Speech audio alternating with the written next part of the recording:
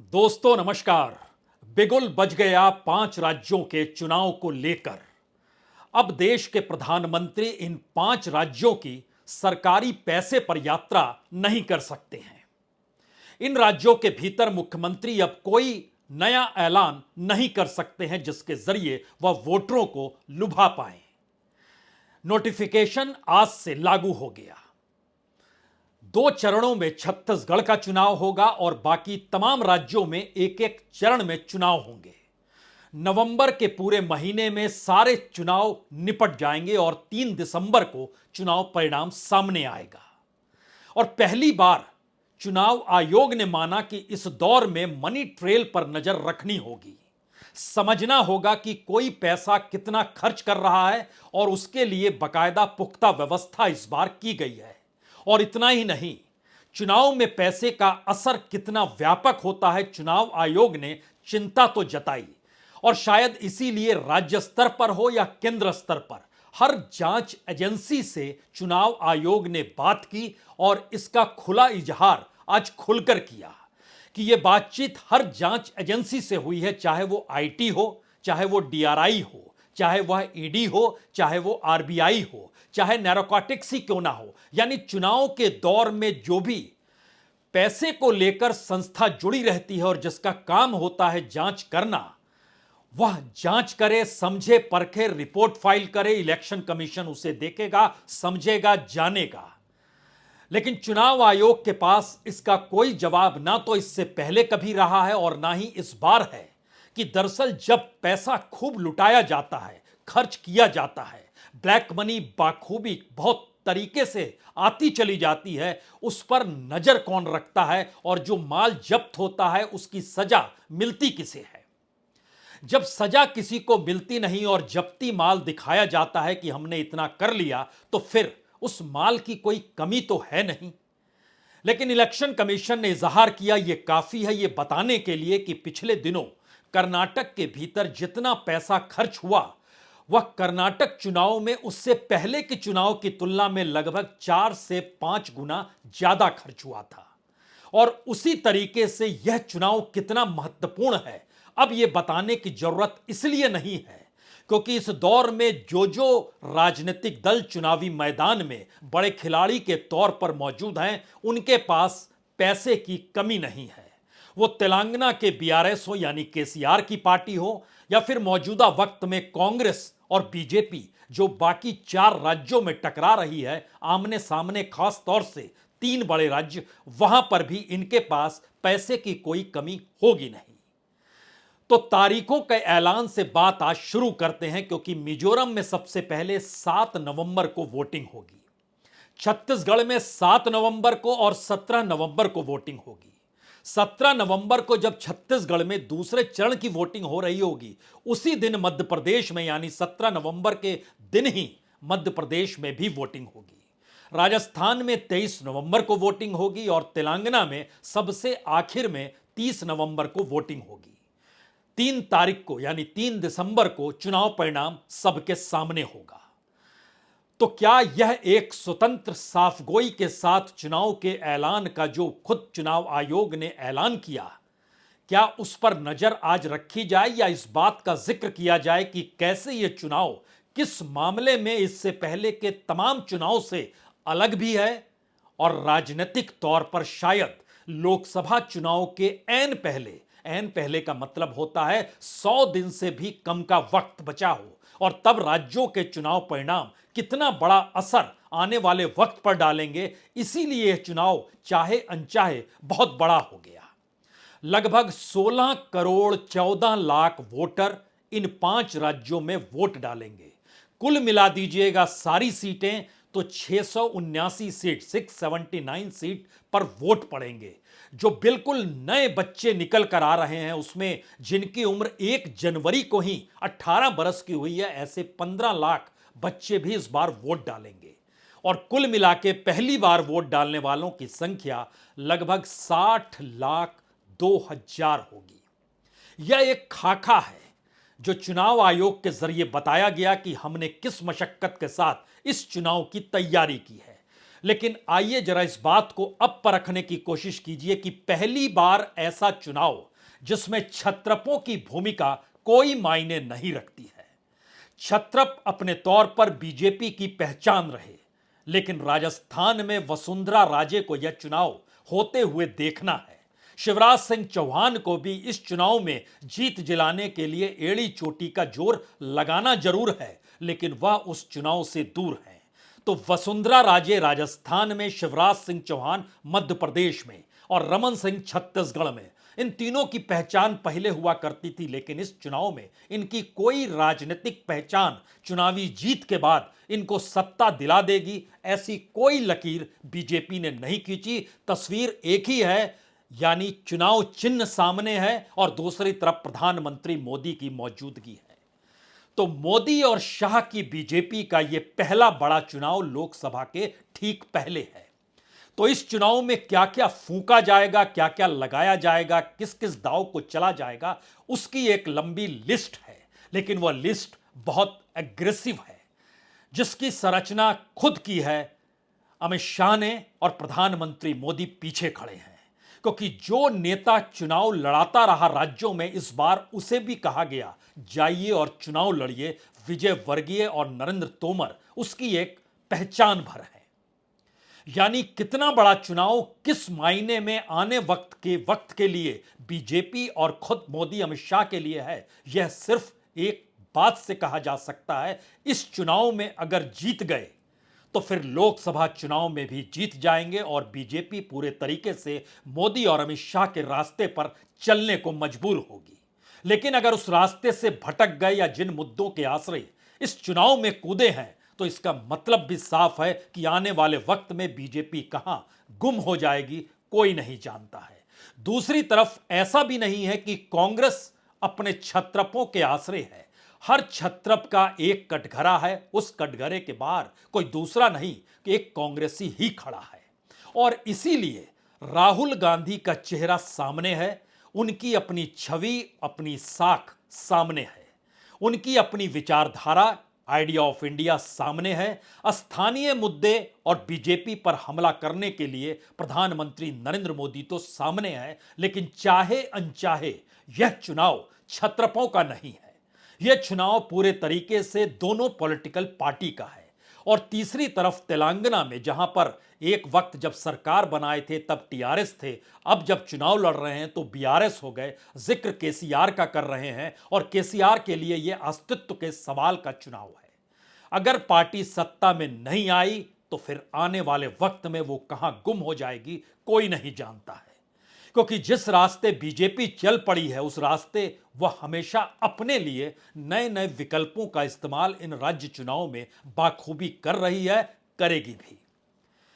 तो पहला मैसेज बहुत साफ है, यह क्षत्रपों का चुनाव बिल्कुल नहीं है। यह उन नेताओं का चुनाव है जिन नेताओं को 2024 में आमने सामने खड़े होना है। क्योंकि गहलोत के ठीक समानांतर सचिन पायलट खड़े हैं, इससे इनकार कोई नहीं कर सकता है। दोनों ने गलबैयां पता नहीं डाली कि नहीं डाली, लेकिन बैठकों में शरीक अगर हुए भी हैं तो भी जोर इस बात को लेकर है कि हमारे कैंडिडेट जीत जाएं, उसके कैंडिडेट कम जीतें। और दोनों ताकतों के बीच यह सबको पता है, यह गहलोत का आखिरी चुनाव है। आखिरी चुनाव से मतलब बहुत साफ है, चुनाव हार गए तो संन्यास ले लेंगे, चुनाव जीत गए तो उसके बाद अगर दिल्ली में 2024 के चुनाव के बाद हाईकमान वाकई मजबूत हो गया तो फिर उन्हीं का इशारा चलेगा, उन्हीं का रिमोट चलेगा। वो पिछली बार की तरह गहलोत दिल्ली से भेजे हुए पर्यवेक्षकों को बाहर का रास्ता दिखा नहीं पाएंगे। कमोवेश बघेल सबसे मौजूदा वक्त में ताकतवर नजर आ सकते हैं, लेकिन पता नहीं टीएस सिंहदेव या ताम्रध्वज साहू आने वाले वक्त में किस सियासत रणनीति के तहत चीजों को आगे बढ़ाएं। क्योंकि इससे पहले का चुनाव जब कांग्रेस वहां पर जीती थी, सभी एकजुट थे, सभी की ताकत बराबर थी, सभी का कद, सभी का चेहरा एक बराबर था और दिल्ली ने तय किया था कि बघेल सीएम होंगे। वो जनता के बीच रहते हैं, सड़क पर रहते हैं, वो राजा जी भी नहीं है और वो अपने तरीके से उस हिस्से को भी नहीं जाते हैं जहां पर सिर्फ वो अपने आप को आदिवासी के साथ खड़ा कर सके। तो ताम्रध्वज साहू हो या टीएस सिंहदेव हो, लेकिन पता नहीं कौन कैसी चाल चलेगा। कमलनाथ अपने तौर पर एक छत्र तरीके से मध्य प्रदेश की सियासत को थामे हुए हैं और यह सबको पता है कि कांग्रेस के भीतर कमलनाथ की मौजूदगी मध्य प्रदेश के भीतर उस ताकत से जुड़ी है जो सही मायने में चुनाव के वक्त सबसे महत्वपूर्ण होती है।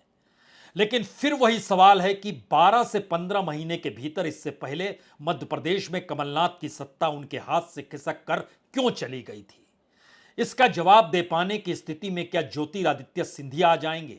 तो एक एक क्षण के लिए परखिए यह चुनाव कितना महत्वपूर्ण है और क्यों इस बात का जिक्र हो रहा है कि इस चुनाव के जरिए कौन सी विसात बिछ रही है। इस चुनाव में राहुल की भारत जोड़ो यात्रा की परीक्षा है। इस चुनाव में मोदी के चेहरे की परीक्षा है। इस चुनाव में केसीआर का भविष्य तय होना है। इस चुनाव में कमलनाथ और गहलोत का आखिरी दांव चला जाना है। इस दौर में सचिन पायलट की चुनौती है अपने उम्मीदवार को जिताना। इसी चुनाव में बघेल अपराजय हैं या नहीं और कांग्रेस की एकजुटता सिंहदेव के साथ खड़े होकर उन्हें जिता पाती है या नहीं, यह भी सवाल है। वसुंधरा और शिवराज सिंह चौहान आखिरी पारी खेलने की दिशा में बढ़ चुके हैं या आने वाले वक्त में इन चुनाव के बाद एक नई शुरुआत करेंगे। मोदी और शाह बीजेपी अपने तौर पर जो ले जाना चाहते हैं वह भी एक नायाब राजनीतिक प्रयोग है। और इन परिस्थितियों के बीच जो तीन मुद्दे सबसे बड़े इस दौर में है वो पहली बार सांप्रदायिक ध्रुवीकरण कर पाने की स्थिति में बीजेपी अब है या नहीं है। जातीय समीकरण में ओबीसी कार्ड कितना बड़ा हो चला है और महिला आरक्षण के जरिए लाभ किसे मिलेगा, वो कांग्रेस के हक में जाएगा या बीजेपी जिन बातों का जिक्र करती चली आई उनके हक में होगा, या वहां पर भी ओबीसी आरक्षण का जिक्र करके एक नई सेंध लगाने की परिस्थिति पैदा तो नहीं हो जाएगी।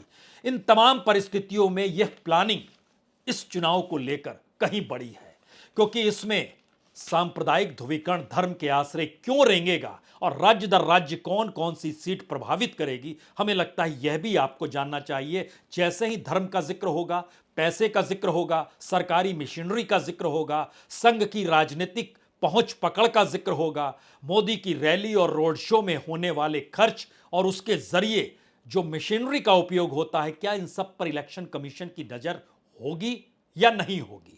और अगर ऐसी परिस्थिति बनती है तो तमाम परिस्थितियों में एक एक क्षण के लिए इन राज्यों में लगने वाले पैसे का एक आकलन शुरू में कर लीजिए। कर्नाटक के भीतर पिछले चुनाव में यानी 2018 में लगभग 9.5 से 10.5 हजार करोड़ रुपए खर्च हुए थे। 2023 के चुनाव में इसमें खर्च हुए तकरीबन 40 से 45 हजार करोड़ रुपए। और अगर इस प्रक्रिया के भीतर पहले चले जाते हैं तो छत्तीसगढ़ के भीतर लगभग 5 से 8 हजार करोड़ के भीतर पिछले चुनाव में खर्च हुए थे। तो क्या 4 गुना बढ़ा दिया जाए? क्योंकि इस दौर में छत्तीसगढ़ की पूरी खनन व्यवस्था भी दांव पर है। अडानी भी वहां घुसने का प्रयास कर रहे हैं और खुलकर उसका विरोध वहां के मुख्यमंत्री करते हैं और खुलकर सपोर्ट विकास के नाम पर अडानी के जरिए कहीं ना कहीं बीजेपी करती है। तो वहां की माइनिंग परिस्थितियों के मद्देनजर जरा समझना होगा, जिस इंफ्रास्ट्रक्चर का जिक्र इस दौर में विकास तले होता है उसके पीछे एक बड़ी पूंजी जुड़ी हुई है। वो कितनी बड़ी तादाद में पूंजी इन चुनावों में लगेगी कोई नहीं जानता है। सत्ता पलटने की परिस्थिति अगर पैसों के जरिए आ सकती है तो फिर वो आ जाएगी। मध्य प्रदेश के भीतर तकरीबन 8 हजार करोड़ रुपए पिछले चुनाव में लग गए थे और दूसरी तरफ राजस्थान में भी तकरीबन 8 से 9 हजार करोड़ रुपए लगे थे।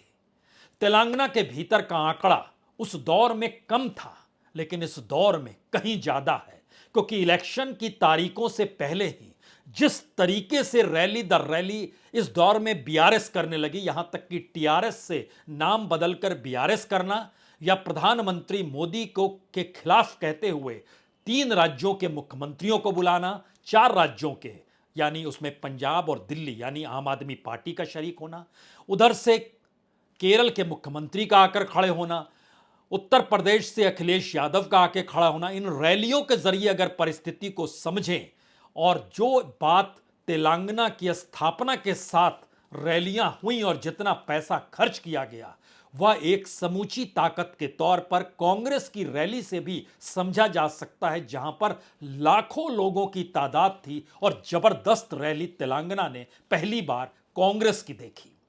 वो पैसा कहां से आएगा, कैसे आएगा, अब इलेक्शन का ऐलान हो चला है।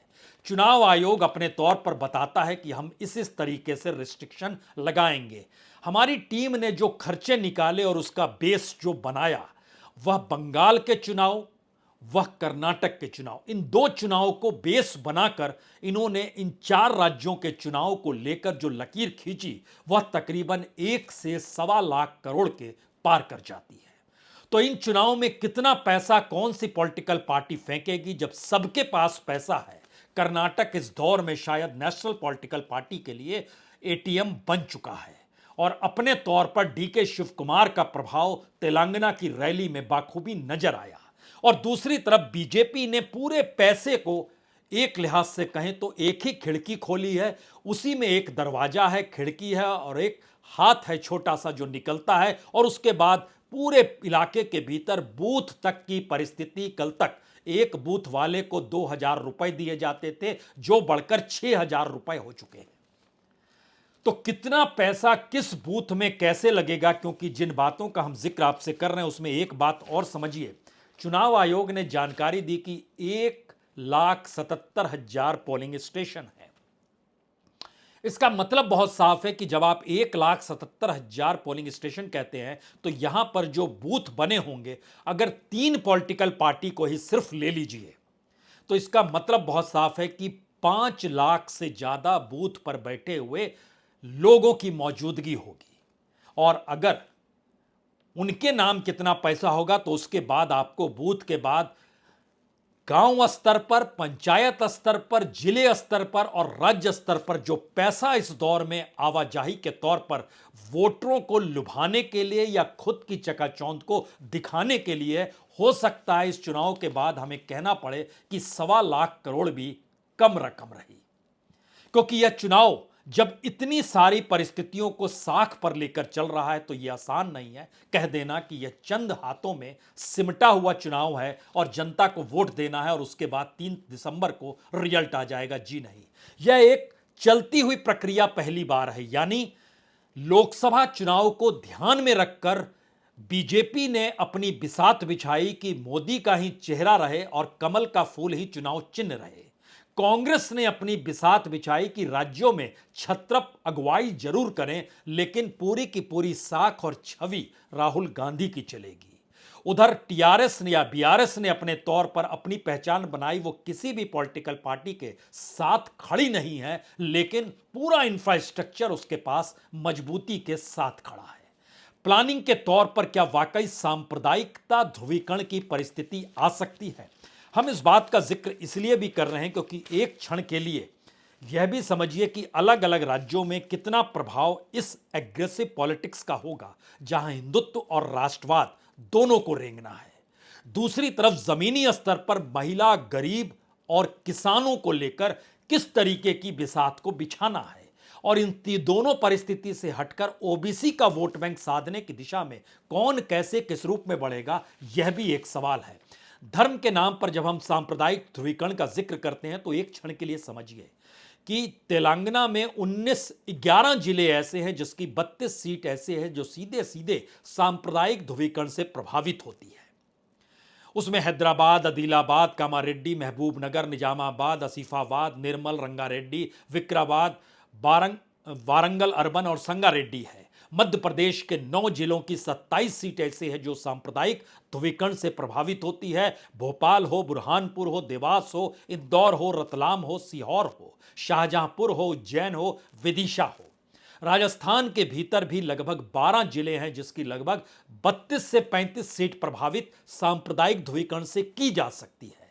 अलवर है, बाड़मेर है, भरतपुर है, चूरू है, नागौर है, सीकर है, जयपुर है, झुंझुनू है, जोधपुर है, कोटा है, सवाई माधोपुर है, टोंक का इलाका है। टोंक का इलाका, यह टोंक का इलाका जो अपने तौर पर आप पहचान पा रहे हैं, इसमें रमेश पिधोड़ी भेजे गए हैं।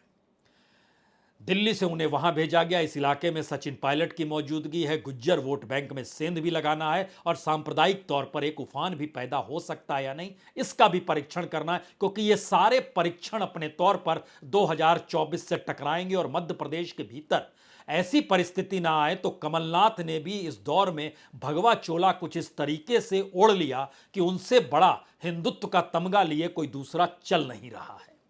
सियासत साधने की दिशा में वो बड़े हैं, लेकिन यह राजनीति कहीं घातक साबित तो नहीं हो जाएगी? और क्या यह परिस्थिति कहीं कांग्रेस के लिए मुश्किल हालात तो नहीं पैदा कर देगी? बजरंग दल पे कर्नाटक में प्रतिबंध है, लेकिन दिग्विजय सिंह खुले तौर पर बोल चुके हैं जी नहीं। मध्य प्रदेश में बजरंग दल के लोग इतने उग्रवादी नहीं हैं जिस रूप में वहां पर नजर आते होंगे, यानी इतने एग्रेसिव नहीं है। और उन्हें हिंदुत्व को लेकर इस तरीके से जो एस्पेक्ट कर्नाटक के भीतर है वो मध्य प्रदेश के भीतर नहीं है। तो राजनीतिक तौर पर परीक्षण हर मुद्दे को लेकर बड़े जबरदस्त तरीके से होना है। जातीय समीकरण, महिला, किसान, ये सवाल उठते जरूर हैं, क्योंकि किसान और महिलाओं को लेकर पुरानी परिस्थिति हर वक्त रही है, लेकिन ओबीसी को लेकर पहली बार करवट कांग्रेस ने ली है, वह भी राहुल गांधी ने, बहुत ही एग्रेसिव तरीके से। यानी एक वक्त कांशी राम हो, मुलायम हो, लालू हो, उससे कहीं ज्यादा एग्रेसिव इस दौर में मंडल को लेकर राहुल गांधी नजर आ रहे हैं। यह परिस्थिति राजनीतिक तौर पर कहां पर कितना असर डालेगी, इसको सिर्फ इस रूप में समझा जा सकता है कि ओबीसी का वोट बैंक मध्य प्रदेश के भीतर 2018 में 48% अगर बीजेपी के पक्ष में था तो कांग्रेस के पक्ष में 41% था। लेकिन जैसे ही लोकसभा चुनाव आता है, यानी मोदी का चेहरा आता है जो खुद को ओबीसी बनाते हैं, वह बीजेपी के हक में 66% हो जाता है, कांग्रेस का घटकर 27% हो जाता है। और अब लोकसभा चुनाव में अगर राहुल गांधी को ओबीसी ओबीसी करते हुए टकराना है तो उन्हें इस वोट बैंक को साधना होगा। और ओबीसी एक ऐसा वोट बैंक बीजेपी के लिए है जो उनके कुल वोटों की तादाद है उसमें से लगभग आधा परसेंट, यानी 38% वोट में से 22% वोट ओबीसी के हैं। तो राज्यों के चुनाव के भीतर की परिस्थिति कितनी तीखी होगी, इस प्लान को सिर्फ समझने की कोशिश कीजिए। राजस्थान के भीतर बीजेपी को 46% वोट ओबीसी के मिले थे, कांग्रेस को 38% मिले थे। लेकिन वही सवाल, प्रधानमंत्री मोदी का चेहरा लोकसभा में आता है तो 72% वोट एक झटके में बीजेपी को ओबीसी के मिलते हैं और 23% वोट कांग्रेस को मिलते हैं। छत्तीसगढ़ के भीतर भी 50% वोट बीजेपी के हक में, 41% वोट कांग्रेस के हक में। और ध्यान दीजिए क्यों एग्रेसिव तरीके से खुद प्रधानमंत्री मोदी ने बाकी तमाम छत्रपों को हटा दिया, ये जानते समझते हुए कि उन छत्रपों की अपनी एक पुरानी राजनीति रही है, उनकी अपनी रणनीति रही होगी, लेकिन एक झटके में उसे खारिज किया गया। तीन राजनीतिक तौर की परिस्थिति को समझ लीजिए। सांप्रदायिक तौर पर ध्रुवीकरण की परिस्थिति, ओबीसी को साधने का मंत्र और इस दौर में पैसे का खेल। इन तीनों से जैसे ही हटेंगे वहां पर हेट स्पीच का जिक्र होगा, जिसके बारे में चुनाव आयोग ने कुछ भी कहना उचित नहीं समझा, जबकि खुले तौर पर इस दौर में एडीआर की रिपोर्ट हो या दूसरे संस्थानों की रिपोर्ट हो कि हेट स्पीच से किस तरीके की राजनीति साधी गई और उसमें सबसे ज्यादा बीजेपी के नेताओं का योगदान रहा हेट स्पीच को लेकर।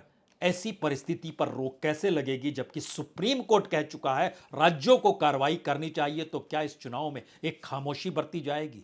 यह सवाल है। लेकिन एक क्षण के लिए अगर अतीत का एक पन्ना आखिर में खोल लीजिए तो आप बहुत सारी चीजों को समझ पाएंगे। मध्य प्रदेश में 2018 में कांग्रेस की सरकार बनी थी 114 सीट के साथ, बीजेपी को 109 सीट मिली थी। लेकिन बरस भर के भीतर खेल किया बीजेपी ने, विधायकों की खरीद फरोख्त की और 15 महीने में कमलनाथ की सरकार गिर गई और कांग्रेस के 22 सांसद उधर चले गए, ज्योतिरादित्य सिंधिया भी उधर चले गए। राजस्थान के भीतर 199 में से 100 सीट कांग्रेस को मिली थी, यानी सत्ता में वही आई थी। छत्तीसगढ़ में 90 में से 68 सीट कांग्रेस को मिली थी, यानी 2018 में कांग्रेस के पक्ष में वहां का वोटर खड़ा था। पैसे और पूंजी और इसकी ताकत ने मध्य प्रदेश में सत्ता डिगा दी, लेकिन बाकी दोनों जगहों पर कांग्रेस की मौजूदगी थी। अगर एंटी इनकम्बेंसी मैटर करता है हिंदी पट्टी के भीतर इन तीनों राज्यों में, तो क्या परिणाम उसी अनुकूल होगा? एक राज्य बीजेपी से खिसकेगा, 2 राज्य कांग्रेस से खिसकेगा, या फिर इस दौर की गवर्नेंस मैटर करती है तो क्या बघेल अपराजय हैं, उन्हें कोई हरा नहीं सकता है। इस दौर में जो काम उन्होंने यहां किया है, तो बड़ी पूंजी बड़ा मायने करेगी क्या वहां पर, यह भी एक सवाल है। और राजस्थान की परिस्थितियां डामाडोल इसलिए है क्योंकि राजनीतिक तौर पर अतीत की राजनीति यानी पारंपरिक और पुरानी राजनीति इस दौर में हाशिए पर जा चुकी है, वो खारिज की जा चुकी है। और शायद इसीलिए आखिर में 3-4 बातों को समझ लीजिए ये चुनाव क्यों महत्वपूर्ण है। राहुल की छवि उनकी साख की परीक्षा है, प्रधानमंत्री मोदी के चेहरे और उनके कद की परीक्षा है, सिंधिया परिवार पूरे तरीके से उसकी भी परीक्षा है। उसमें ज्योतिरादित्य सिंधिया भी आएंगे, वसुंधरा भी आएंगी। केसीआर के भविष्य को भी तय होना है। कमलनाथ और गहलोत की ये आखिरी लड़ाई और आखिरी दाव का अपना हिसाब किताब उन्हें चुकाना है। इन तमाम परिस्थितियों में यह चुनाव सिर्फ चुनाव इसलिए नहीं है क्योंकि पहली बार एक ऐसे चुनाव की दिशा में ये 5 या कहें 4 राज्य जा रहे हैं जहां पर दोनों तरफ की लड़ाई अस्तित्व की लड़ाई है और एक नई राजनीति का ऐलान है। इस नई राजनीति का मतलब बहुत साफ है कि पारंपरिक और छत्रपों की राजनीति के दिन खत्म और अपने उंगली पर नचाने वाली पार्टी के तौर पर बीजेपी की राष्ट्रीय पहचान और कॉरपोरेट घराने को छोड़कर किसान मजदूरों के साथ वामपंथी सोच को लेकर कांग्रेस का नया उदय और उस तस्वीर के हिस्से में नेहरू गांधी परिवार के राहुल गांधी की छवि, सब कुछ दांव पर है।